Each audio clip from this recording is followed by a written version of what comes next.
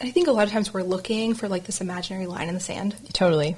Right? And like you said, there's sadness and there's depression, and realistically we know there's a lot of things in between that, and there's not always this definitive line. Oh, I'm sad, and now all of a sudden I've passed over this imaginary line and I'm depressed, right? There's yeah, we want waffles, but life is spaghetti, right? right. Like, no, give me the exact coordinates of depression. Waffles, bento boxes, we like these, you know. Exactly. It's going to be a really neat behind the scenes. And I was like, oh my gosh, this is so weird. Because something always magical happens. Wait, what? Did you just make that up? Hey, it's Meredith for Real, the Curious Introvert. Listen each week as I talk with someone new. The topics are as ADD as I am, but they'll inspire you to stay curious and grow.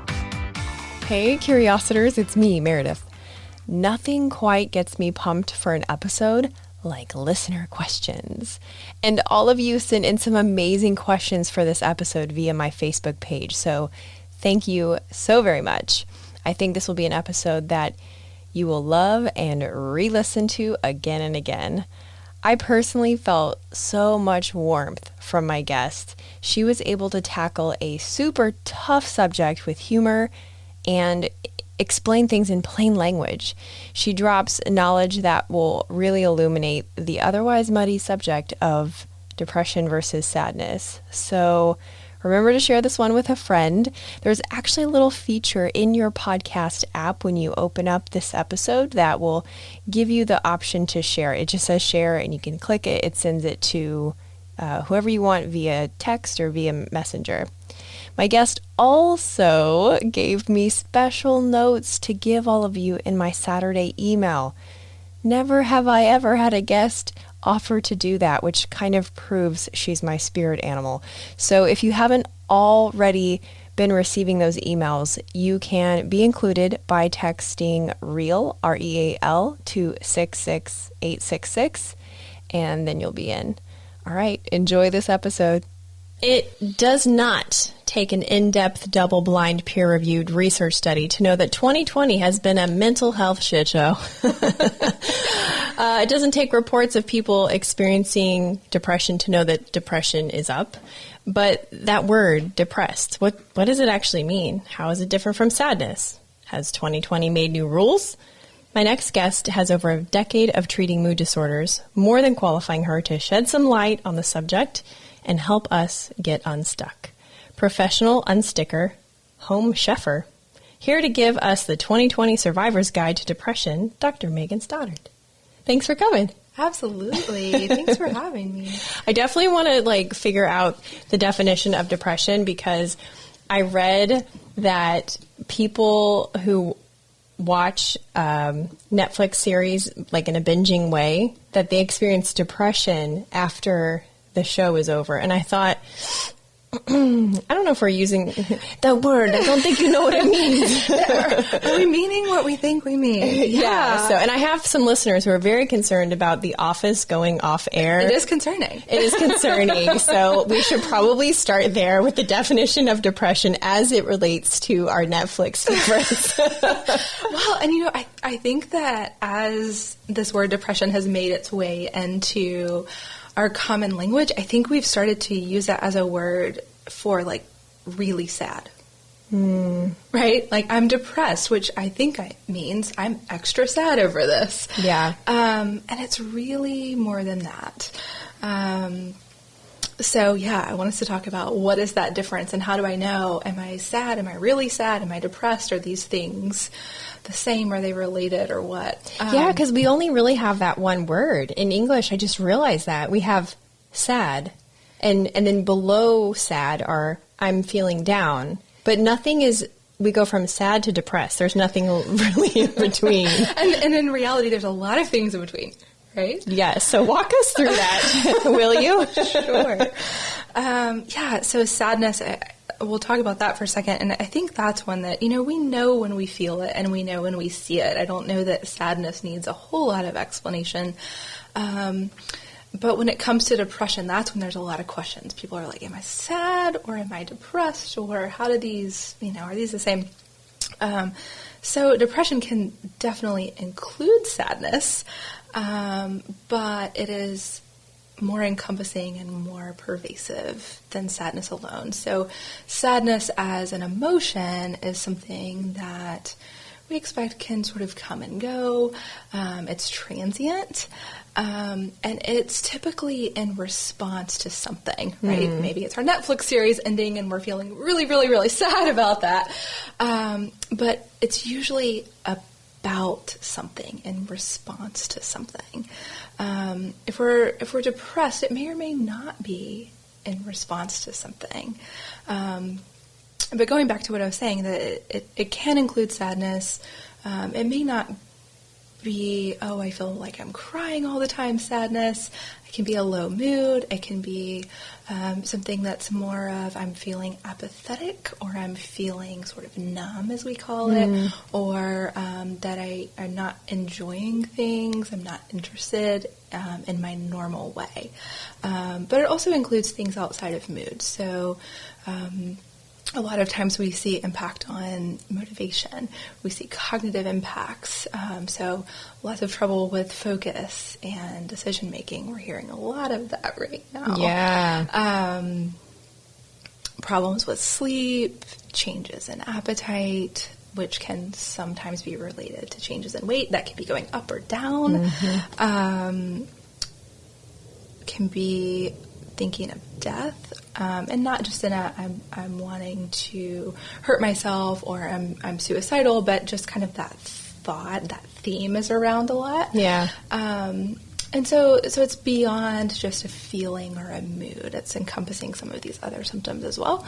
And then the other thing that we think about when we're going, okay, is this sadness or is this depression? We're thinking about the frequency of these symptoms, the intensity, the duration, how long are they lasting?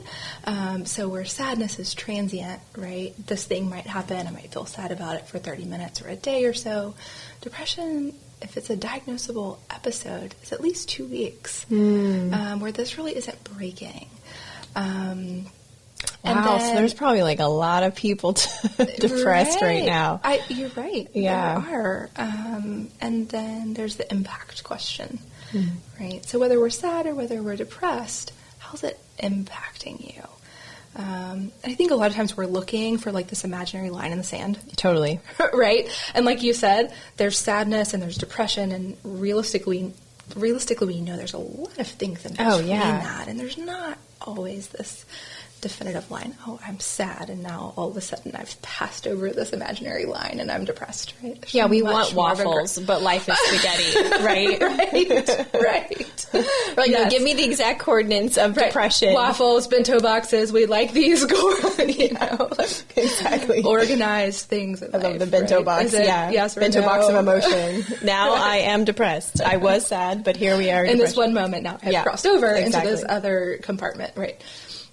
Yeah, so hopefully that helps to answer some of that. Like, well, it's interesting that sadness can be in depression. I really thought it was this or that, not this and that. Yes, and I think that's what makes it even more difficult as we're trying to answer that question internally for ourselves, right? Well, is it this or that? Oh, well, they're spaghetti. Life is spaghetti. So damn messy. So is it healthy to feel sadness? It depends. Right? What a psychologist answer. That is a psychologist. Right? Yeah. But to unpack that a little bit, I talk a lot about how all emotion is human, right? And emotions are the things that give us information about what's going on in our environment, what's going on inside of us, and our circumstances. They're kind of our little navigation lights. Yep. And so is it bad to feel sad if it matches your circumstance? Absolutely not. Right? That's the thing that helps us to sort of guide through what's going on. Where we can be concerned is if there's a big mismatch between what we're feeling and what we're experiencing. Right? Yeah, that is a very good point. And it's tricky right now because there's a global reason to be sad. Yes. However, my situation is remarkably better than so many other people's situations. So then you have that shame that is spaghettified into the situation. I love that word. It's spaghetti. It's spaghetti right now. Yeah, because you think, well, I am well physically and my family is well. I am not having to homeschool any tiny people. So all is well. Except not. Except for it isn't. Yeah. So that's interesting. I have a couple listener questions, if it's not too soon to dive into these, because they were really good. Sandra Goodwin asks, how do you know when sadness has turned unhealthy into an unhealthy, dangerous depression? Because there again is that scale, because you talked about 2 weeks is a great time measurement of threshold. Right. But she said, the dangerous kind. So that's, again, yet some other mystical, vague threshold. Right. And dangerous is a tricky word too, right? Like, what do we mean when we're saying dangerous? But I think that answer comes back to impact. And it's less about, I think, figuring out, have I crossed that imaginary line in the sand? And more about whether I'm sad, whether I'm depressed, how is it impacting my day-to-day? Right? And is this getting in the way of you taking care of your responsibilities, but also the fun things in life too? Right? Certainly, a lot of times when people are using the word dangerous, they are talking about self-harm. They're sort of indicating maybe there's some suicidal ideation. If any of those thoughts are coming or going, it doesn't mean that, it's about to happen right now. It may not be that it's imminent, but even if those thoughts are fleeting, that's a time to have a conversation about it. We dove deep the first question, right? Yeah. But yeah, I mean, if those thoughts are coming or going, if you're starting to feel helpless, if you're starting to feel hopeless, meaning there's nothing I can do and it's never ever going to get better, that's a time that we could be approaching some more severe things, for sure. That would be a clue. Yeah, I was talking in another episode that I just recorded about how I feel like my body and my mind leave me clues on how I'm doing. They do. Which makes me sound like I have multiple personalities for it. But it really doesn't. It means that you're paying attention. Because all of our bodies and our minds do that. We're just not all paying attention all the time. Right. Yeah. And it's so much of it does come into paying attention and listening to your body and listening to your mind. Right. And everyone's so different, which makes it, not only is the situation different for everyone, but meaning like your life circumstances, but also how the impact plays out. 100%. Yeah. I mean, no two people experience depression the exact same way. So while we have, these symptoms and these timelines that we're looking for, it's not a cookie cutter thing. No. Right? No two people that walk into my office or call me that have depression look exactly alike, right? So that's the other part of it, is the impact, but also that it's a change for you, right? Oh, right. So like your baseline for focus and your baseline for mood and your baseline for motivation is different than anyone else's, but if you see a shift and there is a change for you, and like you said, your body and your mind are giving you those clues, then okay, this is a shift for me. Yeah, that's so good. I'm interested in that word that you said, baseline, because one of our listeners had a question about that. She said, she was talking about having, a family member presents with ADD and anxiety and has been professionally treated for depression and addiction for 20 years. Are there any programs to help someone go off all of their medications and drugs safely to determine their baseline after years of ineffective treatment? Whoa. I know. I was like, dang, Kathy. That was... So if I'm hearing the question correctly, it's basically sort of the question of we're in spaghetti, Yeah. right? Like what's what? Yeah. Right? What is experience? What is medication? What if this person is still not well? How do we sort of strip away safely all of these confounding factors, right? And while there are absolutely ways to do that, with caution, right? With caution and under very close supervision. Never would we want to just start making all these drastic changes on our own. But that's a really good point, right? What's left? Right. Well, if you think about how many Americans, and I'm sure people worldwide, but are use some sort of medication. It's pretty common. Right. And even birth control is a hormonal therapy, and it has significant mental impacts on well-being, and women are on that for decades. Yeah. And so how are they even knowing their baseline necessarily? And that's a pretty, female example. Right, but the point is we all have these varying factors, spaghetti. We'll go back to that.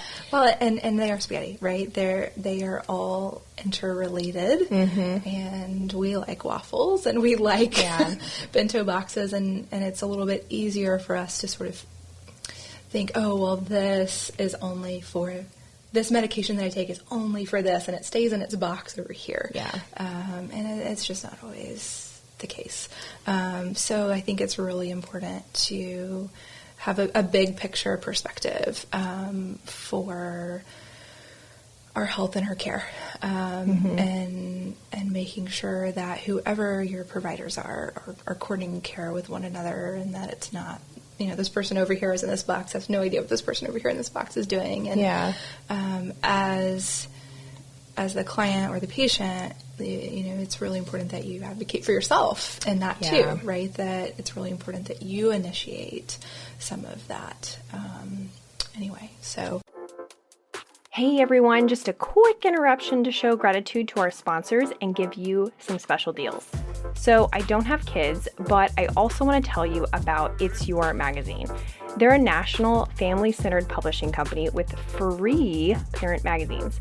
They have parenting advice, events, and inspiration. I'm actually in a networking group with the publisher, and this guy is all about family. You can view a free magazine in cities in Texas, Oregon, Washington, and Florida by checking them out at itsyourmagazine.com. And INSEC. So I've always felt iffy about pesticides. Then the mosquitoes got so bad, I would get covered in them from walking from my house to the car. I called INSEC, and to say I've been impressed is an understatement. When the treatment wasn't quite doing it, the owner actually came to my house. He found the breeding sites, identified the species of mosquito, and adjusted my treatment to that species. That's when I found out he's also a beekeeper, and pollinator issues are always top of mind. So if you're in the Florida Panhandle or Gulf Coast of Alabama, give him a call, ensec.net. Now back to the show. Big question. That was a big question. I know I gave you two hard hitters, right out of the door. That's okay. So, I mean, if I was going to summarize kind of what you said to respond to her question, it would be that her family member would need to take ownership of his or her state, and what do they want, and what are they willing to do, and then if there is a program, I'm imagining some sort of like rehab someplace center, because as you said, you would need very close supervision. Right. I don't know if that exists, but it would be, and it would need to be done in a very careful way. Right. So, but it sounds like overall listening and observing oneself is the most important, and giving names to the different states that you're in. Right. Language. Darn that language. Right. And are we saying the same thing? Do we mean the same thing when we use those words? Does sadness present differently in men and women? Yeah. So before we even go there, I think it's really important to kind of lay the foundation and the understanding that individual differences are always more significant than group differences, right? Oh, okay. So what we mean by that is, like I said, 100 people can sit with me, and all 100 of those people can have depression, and that's going to look different on all 100 of those people, whether they are male or female, right? Yeah. However, we do see more in women of the sadness, the worthlessness sort of symptoms and feelings, and in men, and guilt with women too is a big one. And in men, a lot of times we see more of fatigue, so saying I'm feeling tired more than I'm feeling sad and tearful. We see more irritability, and a lot of times we see more anger, which is really interesting, because if we're interpreting depression, like we were talking about earlier, to mean really, really sad, that's not registering. Right. Right? And so we've already sort of established that that's not actually what depression is, right? It doesn't just mean extra sad. Yeah. So those are some differences that we see pretty often. And again, there are plenty of women who can present with a more irritable, fatigued, or angry depression, and the same for men. But that is a difference that we do sometimes see. Yeah, I can definitely see it presenting different, just even from a societal expectation point of view. Yes. Because, I feel like when God made women, he was like, here's a uterus, here's some guilt, have fun, like it came with the package or something. Here's some guilt. Just a little present. Knock yourself out. I'm sure that's how God talks, like that, with his shoulder. And so we carry a lot of responsibilities, and then we feel bad when we can't carry them out because we are forgetful or have brain fog or whatever. So I could see that. What about teens and preteens? One of actually two different listeners, Megan and Leslie, asked, what about preteens and teens not knowing how to acknowledge changing hormones, sadness, and depression? Leslie said that she read that teens feel 10 times more than adolescents due to their pending brain development. Sorry, kids, that's a fact. So if sad, they're 10 times more sad, and happy 10 times more happy, and just feeling all of those things in a bigger way, for sure. And then the other part of it is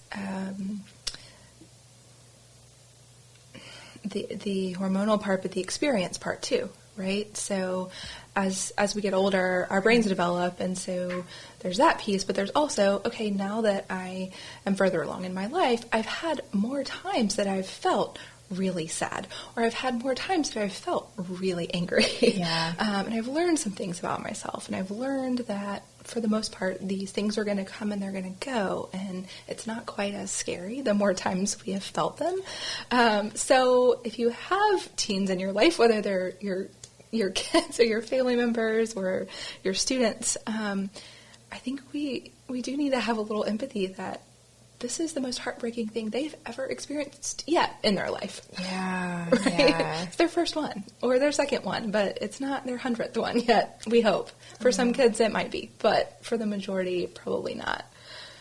I don't know if that makes some sense. It does. I was just thinking about all the kids and imagining myself as a kid right now, feeling about missing graduation and missing all those things. And I read about these things and I keep on scrolling through, and I don't give them much thought because I don't have kids myself, and it's been a while since I've been a teenager. So it's not your biggest thing, but it's their biggest thing. Oh, but wow, that really, it just kind of broke my heart for a minute, thinking about how they must be feeling, that this is literally the worst thing that's ever happened to them. And it's so sad. It probably won't be the worst, but right now, God, it's the worst don't so far, say that, right? Megan. Tempt 2021. No. We're only talking about the category of graduation. Only. Not all of the things. Yes. So, in general, across age and gender, are there different things that we can easily put in our back pocket, if you will, for differentiating those self-assessments of, am I sad, am I depressed? Right. So for kids and teens, a big thing that we see, again, it's kind of going back to, it's a change from their baseline. Okay. So a change from what is their normal, right? A lot of times we'll see behavioral changes, and that can be internalizing or externalizing. So internalizing is sort of the picture of the kid who's withdrawing more, isolating. Externalizing is the kid who suddenly, out of nowhere, you're getting all these phone calls that they're getting into trouble at school. But again, that's a change from their baseline, meaning this doesn't sound like them. This doesn't seem quite like them. For younger kids, we can see things like school refusal, which that looks different in 2020 than it ever has before, right? So when we usually say school refusal, it means like, I'm not going to go to school today and you can't make me. That can look all sorts of ways right now, for other reasons than depression, probably too. But that's one that we see a lot, or we see nervousness or worry, anxiety about being separated from mom and dad, or whoever their grown-ups are when they're younger. So I think the big thing that we really need to be looking for are changes from baseline. Yeah. Right? Okay. So this does not feel like myself, or this does not seem like their normal self. Okay. Impact, right? So it's something that is getting in the way of your day-to-day tasks, whether those are responsibilities or the fun things. Mm-hmm. And, I kind of always say it's not a problem unless it's a problem. Right? Yeah. Yeah. So thinking about the impact and just noticing, hey, am I taking care of the things that I want or need to in a day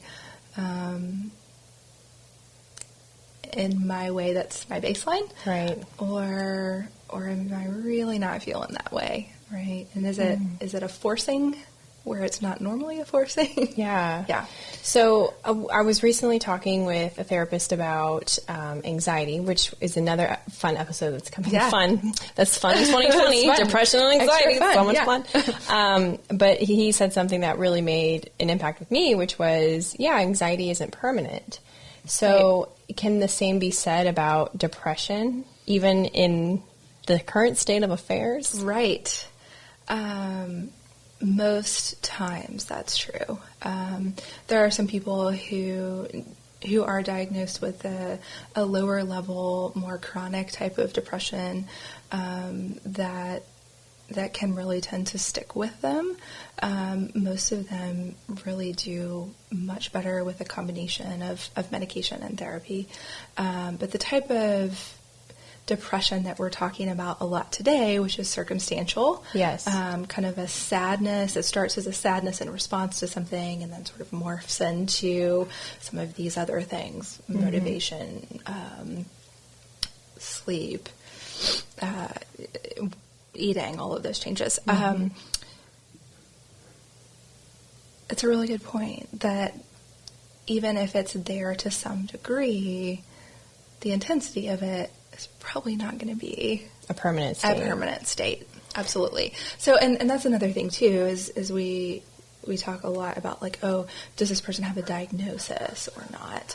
A lot of diagnoses are a snapshot in time, right? So meaning right now, a person may meet criteria, but in 3 months or 6 months, they may not.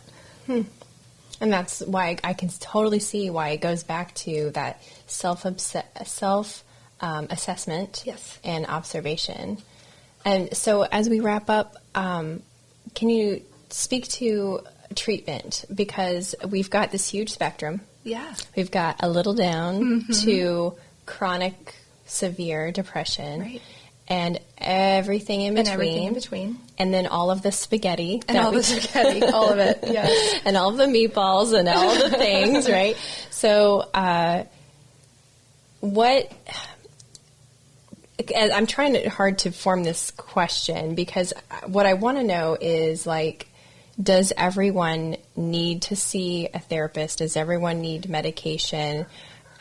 What do you try before those things? Am I even wording that wrong? You know what I mean? Like to me, like, oh, you saw a therapist must be pretty bad. So I'm self-assessing right now, Megan. Well, and you know what? I hear that so much.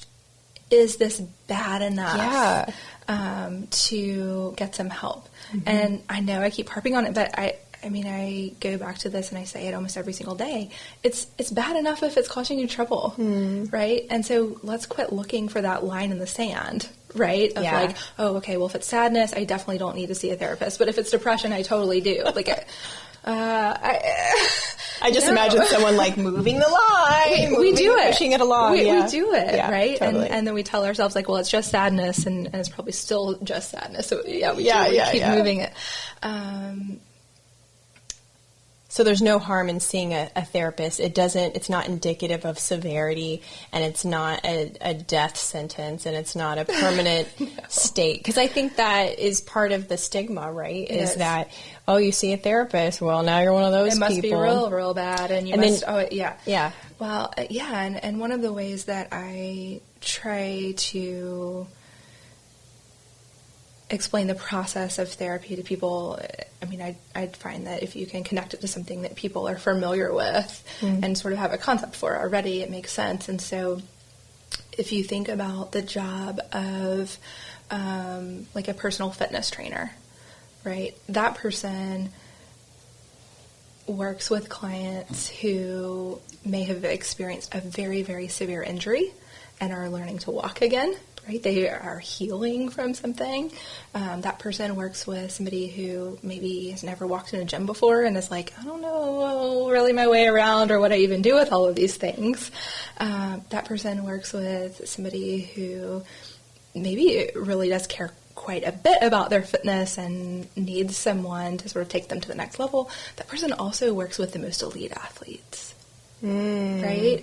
And so it's not like, oh, well, you must be in really bad shape if you need to have a personal trainer, right? No one would think that, right? You're that like, oh, you have somebody helping you with this who knows what they're doing and can help you at whatever phase you're in. So that's an amazing analogy. Is that helpful? Yeah, my mind is blown right now. That is so helpful, and I think it'll be helpful for a lot of people too. Good. So, because what you're saying is, I mean, you didn't say this, but yeah, try the exercise, try the meditation, do the yoga, do all the things, but also give yourself access to somebody who is an outside party.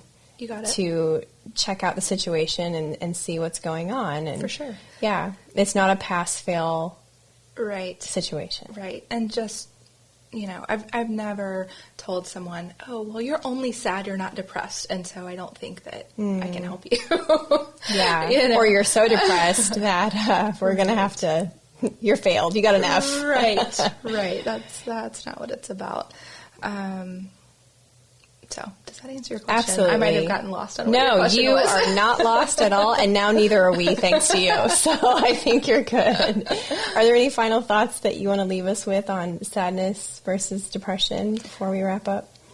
I just think it's paying attention, paying attention to yourself, acknowledging that, like, hey, if you are sad, it's okay to be. Mm-hmm. And there's a lot of things that are around to feel sad about right now. And sometimes we have to let ourselves feel that. But if it's something that you're feeling to the degree that it's really impacting your day-to-day, then we can do better. We can do better. Yeah. That is such a great way to end. We can do better. I think so. So where can people find you, connect with you, if they want to learn more? Sure.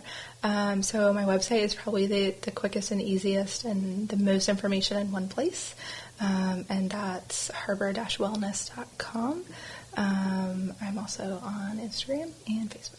Perfect. Well, thank you. That was a wrap. That was amazing. Woo! Are you still listening? Just kidding, of course you are. Since you're here, here's some ways you can support the show.